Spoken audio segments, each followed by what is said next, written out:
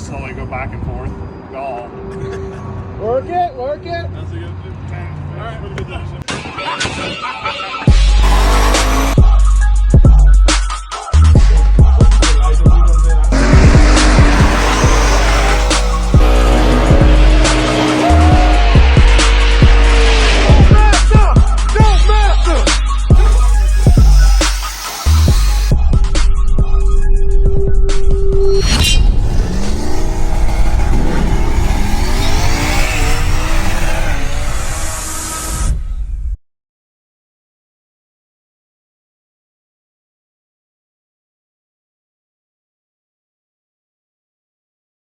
We just walked through the Corvette plant. You know what I'm saying? I'm going to tell you a little bit more about what really happened. But the highlight of the plant was I actually stopped production. I actually stopped Corvette production. Every person has 4 minutes to do their job. It was 2 beautiful ladies in there, man. Shout out to all my supporters and Corvette factory, everybody down there. But I actually stopped Corvette production. And that was pretty cool, you know what I'm saying? But other than that, everything in there was pretty nice. We like what's going on. We appreciate the tours from Holly National Corvette Museum. And we got to go check them out and see what's going on.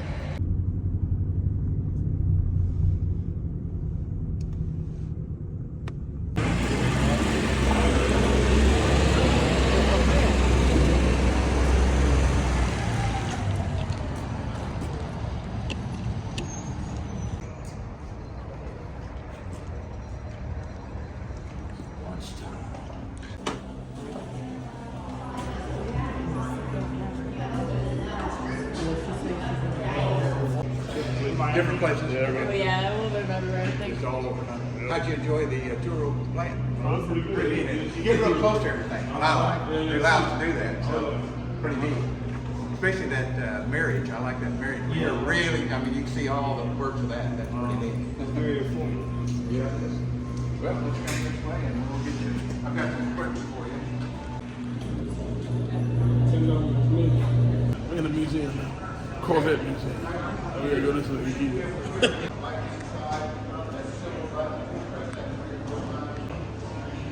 And management crew. And some of the things that we do to generate revenue going on, so if you feel real lucky, buy a raffle ticket anywhere from $20 all the way up to $250. Yeah, $250. So, like I said, we do those all day, and they're brand new cars. And then once we draw the ticket, we call the customers and we make arrangements for them to come in and pick up the car. Now, another thing that we do on the museum delivery cars here, all of these cars are already sold and paid for. We're waiting for the customers to come in. That's an option you have after your car is finished over the dealership. You can ship it to the assembly plant. You can ship it to the dealership if you'd like, or over here. Now, if the car comes over here, we're going to give you the VIP treatment. We're going to spend all day with you. We get in the car, go over all the options with you. There's a lot to go over with you, and that's very important to get you home safe. We drive the car down the hallway, out the door. There's a mural out there. We take a lot of pictures and send that to you. So pretty important. And then we also take you over to the assembly plant, to the museum, and we take over the motorsport park. So it's an all-day deal. We do about 30 to 45 a week, every week, museum delivery. So there's quite a few. A little under $1,000 to do that.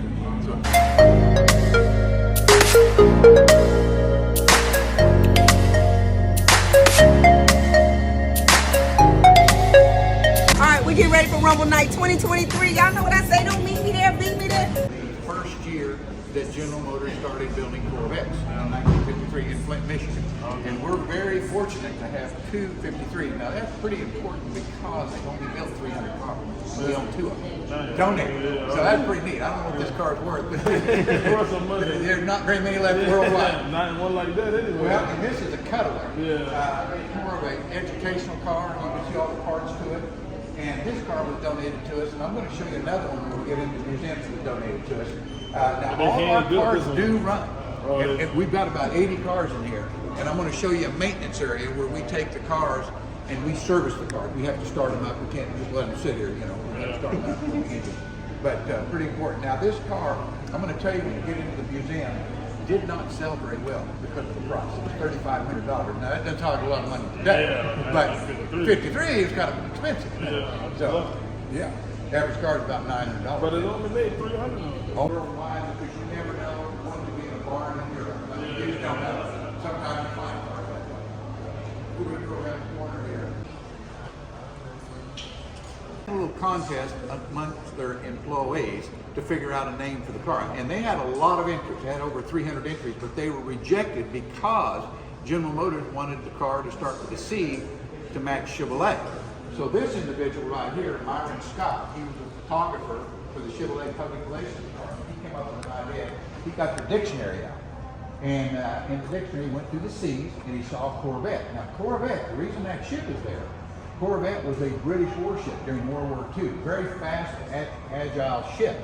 So he since got to, you probably saw over there, the 70th anniversary car, and it goes 75. Very, very important. We're going to have an event in the museum this year. That is really something because it's the longest consistently built passenger car in the world, Corvette. Now, the key word there is consistently built for 70 years. And they're building it over there, so it's a big year for General Motors. And they're only building the white and the black.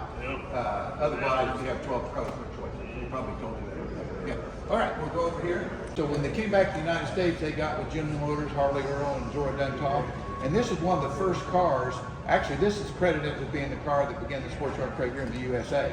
Now, this car has been restored. It is owned by somebody here in Bowling Green. And I think it might be the only car owned by somebody in Bowling Green. Normally when we get a loan, and this is on loan, we'll have it at least a year, sometimes 5 or 6 years, depending on how long you want to exhibit. But this is on loan from an individual. It was $2,200, kind of expensive back in 1947, and this was built in England. So pretty neat car. And Chrome brakes. Chrome. The chrome. Pretty neat car, isn't it? Probably the only one like it in the whole state of Kentucky. 1946, this is a concept car. Now concept means the only for that is, believe it or not, this car in 1946 cost $100,000 to build. Very, very expensive to build a car. That's equivalent to like 1.5 million. Yeah, pretty expensive. So this car belongs in the museum. I don't think you'd ever see it at Barrett-Jackson auction because it's the one and only. The engine's in the back, by the way, just like our mid-engines, which was very unusual in 46. Very boxy car. Those seats would actually swerve around. You can see the kids playing a game on it. So pretty neat. It's only 100 horsepower, and it goes back to Detroit. Probably in another year. We've had this car about 2 or 3 years, so it probably last another year or two, and then we'll go back to Detroit. Like I said, I don't think you'd ever see it at an auction because it's the one and only. But if you did, it'd be a lot of money.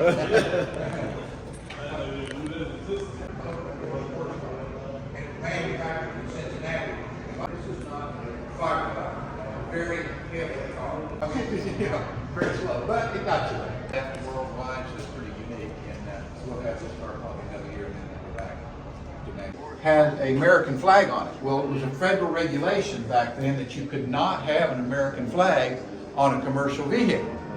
Don't know why. We've tried to find out, but we just don't know. It was a federal regulation. General Motors legal department did not know that. They gave them 4 days to remove that and come up with something else. And for you all to know history, this is the fleur-de-lis. Flowers of the lily. This is what they came up with in 4 days. They had to remove that, put this on it. It means French royalty. So, you know, it was amazing to me that they could get it done in 4 days. This is what ended up at the show. So anyway, the show went on. They got it done. So It's in the USA or with the French on it. Yep, with the fleur-de-lis. All right, this is the other 50. Before we opened up the museum, the individual that owned this said if we would build a museum, he would donate our car. Pretty good trade. Not very many left worldwide. You know, you just don't know. If you took it to a Barrett-Jackson or Mecum auction and you had some heavy hitters there, collectors, who knows? I mean, it could be $1 million. You just don't know. So why they got the grain on the light? Yeah, that was in 53. Now, and when you get into 55, that's a Thunderbird. I'm going to tell you a story about that Thunderbird. This car was 35. Right there, the Ford Thunderbird. The Ford Thunderbird came out in 1955. Let's do something to compete with the Ford Thunderbird. Let's don't go out of business. The big thing they did, pretty neat story. This has been donated to us, and this has been donated. You talk about an engineer. He was way ahead of his time. I'm going to show you a couple of cars that he came up with on racing and some others that nobody even thought of back then. In 1994, we opened up the museum. Mr. Duntov came to Bowling and for a ribbon cutting. I mean, he was quite a celebrity when he came to Bowling in '94. Now, if you notice in '96, he passed away 2 years. Ashes should be buried in the museum. That's how much you thought about this museum. His ashes are in that big urn. And his wife, she passed away in 2008, and she was cremated. Her ashes are in another one. And I know that sounds a little icky, but he was part of the board of directors here. He thought a lot about General Motors. He loved Corvettes. That's what he wanted, so that's what we did. So, quite the guy. And like I said, he didn't just see it. He didn't drive it. So what he did, he buried it in a vault. That's why we built this brick wall. And he had a little window right there, so he'd go by the window and look at his Corvette in his grocery store. A little strange. For 27 years, it was in two. So you can imagine what that did to the engine. After 27 years, he sold the grocery store. And his daughter inherited the car. She lives in Florida. And guess where she put it? She put it in her living room. They had to open up the doors to get the car in. Strange family, but this is true. So it went in her living room for 10 years. And then a collector got word that she had it, made an offer she couldn't refuse, sold it to the collector, and then another collector got it and he donated it to us. You see the bubbles on the car, that's from the oxidation that's in that vault that was in there for 27 years. Now, the problem we had, we leave the car exactly the same way because you don't want to do anything to the car that takes away the value. But the problem we had when we got it is the engine. They had to take that engine out and really work it over. It took them about 6 months to get this running. I'm going to show you where they did that later on in our maintenance area. So, kind of strange, but true story. It kind of tells you about it here, what went on. But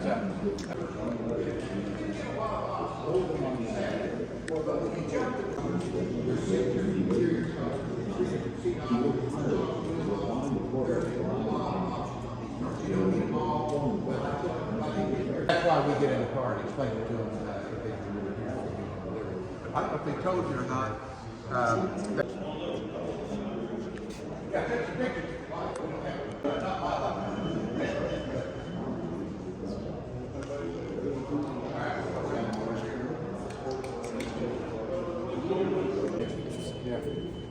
This came out again, and even added a heater. Now, tell me why they added a heater. The rush hour. This is right behind you. This 50, 67 is really unique. They probably showed you that one stop. It's aluminum full area. It's all aluminum. This is steel, but they went with aluminum because it's light. And you can see all that how that works. But it was married in 1973, so they just we'll go this way. Outfit here. This is what he raced with. This is his outfit, goggles and things. But if you want to come back and do this, there's 3 different buttons here. You know about what he's talking about there. And like I said, there's a lot of hand built. Yeah, look at that. That just didn't work for them. The visibility was bad, so they dropped it after 63 and then went to another park. Just about a mile from here. And Andy Fielder was the race. 2009 and 2013.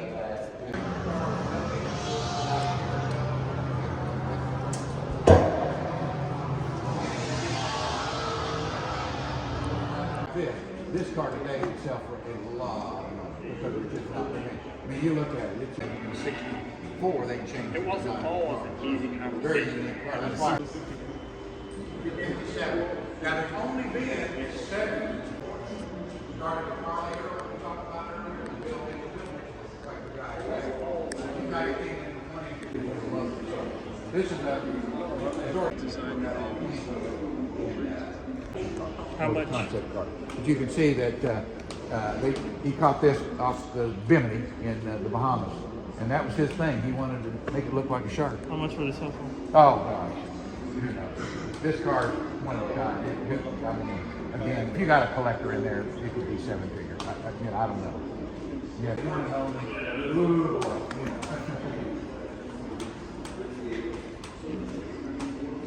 You guys have any questions on anything? We're on the quiet back here. I'm just taking it all in. You know it. And they're still doing it today. No, you have to take the dealership. That'd be an awful, The tools are pretty neat, but it's amazing to me they still do some of that today. Now the new hybrid is going to be with that. It's going to be late 40s with Harley Earl. Was this the final design? Yes. So it's in the vision realized. What they gonna do with that? Here's another, that's Get the big dog. and when we got those pictures, we had a lady that put that together by computer.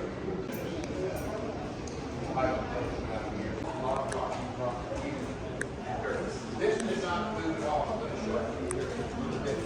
There, and I'll show you that here in just a minute. This right here. Classic cars all swallowed up, and it was all caught on camera. ABC's Alex Perez has the story. Look at the seems to open up. Slow, the massive sinkholes. But what I noticed when they brought all 8 cars up, all 8 of them, so it's kind of amazing. There were 5 cars that looked like this, and then there were 3 cars that we restored, like I said. Yeah, baby, ain't pop out. And this is our Sky Dome that you're in. That's the V8 that they came up with. And that was the Ford Lincoln. And they came up with the V8 They only built this one right here, and then we'll show you another one. Now that car there would be, I know, 5 was probably $4,500. Yeah. Well, because it'd be 265, 120 miles an hour. Pretty good for 50.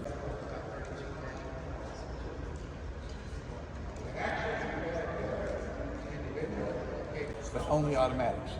Before previous generation. We're going to talk about this 83. Let's go on 83. Okay. Well, you got it here.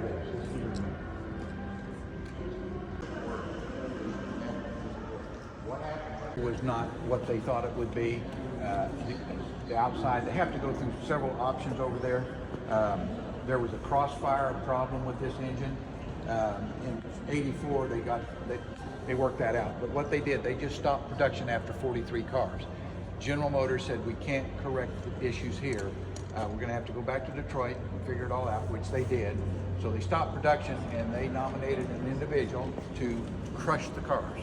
And what he did was, to this day, he's a hero. But he wasn't told to do that. That is the only magic. Yeah, so it's like there's no other. Oh, there's no right. There's no right. What they got, an 82 and an 80? Yeah, they had the 82. Didn't have many. They didn't have really problems with the 82. 83. That's my year. They had the problem with the Crush on the call. well, they fixed it. Went back to Detroit and they took care of it. Hey, I've talked to some owners that said, yeah, it was okay, it wasn't great, but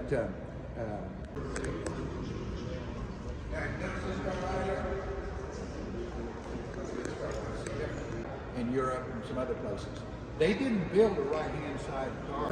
They didn't have it. It was only left-hand side, but they felt like they. You can't buy it. No, that's just overseas. 10,000, depending on if it's the convertible runs about $6,000 more. But All right, we are here at the National Corvette Museum.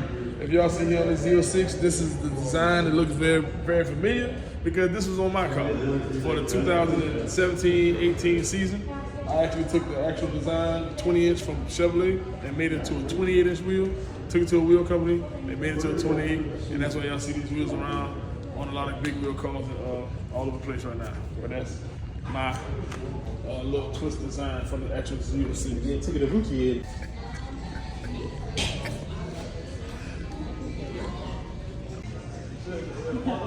Darius Rucker. Every month, you Corvette stuff.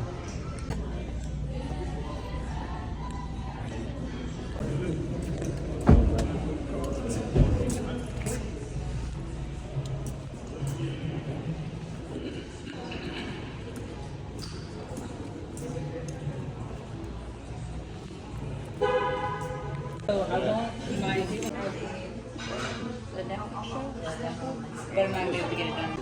Are you taking your report open? Nah, I got to call it. Later, bro.